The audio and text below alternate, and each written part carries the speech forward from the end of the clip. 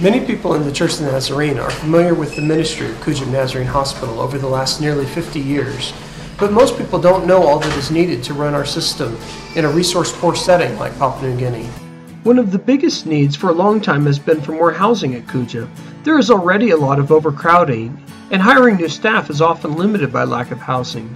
Additionally, many houses need renovations, and some ancillary staff still have houses without running water. As a healthcare ministry, we want every employee to have access to clean waters, toilets, and showers. We had 3 doctors' families ready to come for 1 to 2 year commitments, but had no houses for them. As is our normal practice, we prayed about the need, and seeing God start to work, we stepped out on faith and began building the 3 doctor houses, even as we approached other avenues to raise the funds for a much larger project. In addition to finding some political funds, we partnered with Nazarene Compassionate Ministries and pledged to raise church counterpart contributions for a USAID grant. Australian Aid had already pledged to double everything we took in. While all of the funding questions were still in process, the NMI 100-year project started, and we saw how God planned to exceed our pledge.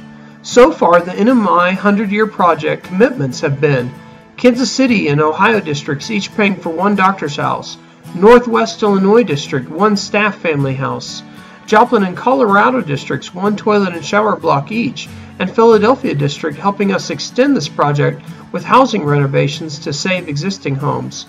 Some of these districts are talking about coming and putting flesh to these gifts by sending work and witness teams.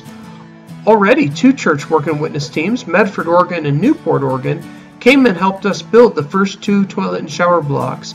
Also, Northwest Nazarene University Engineering Department has made us their senior project the last 2 years, helping with station layout planning and water project design. The net effect is like loaves and fish in God's hands.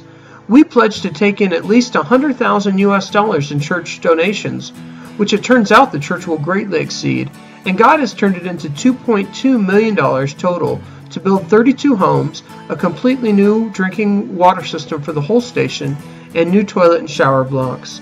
All of these gifts are the tools to build the duplexes and single homes that we need and water system. But even the homes themselves are simply tools to bring in the nurses, doctors, chaplains, finance, maintenance, and other staff that we need.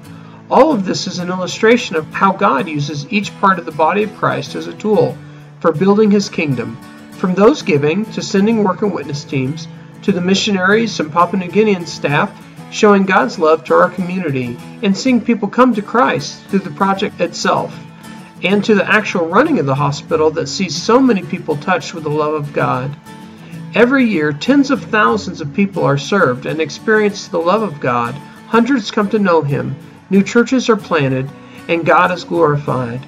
Thank you for your faithful giving to the NMI 100-year projects and for being part of what God is doing in Papua New Guinea.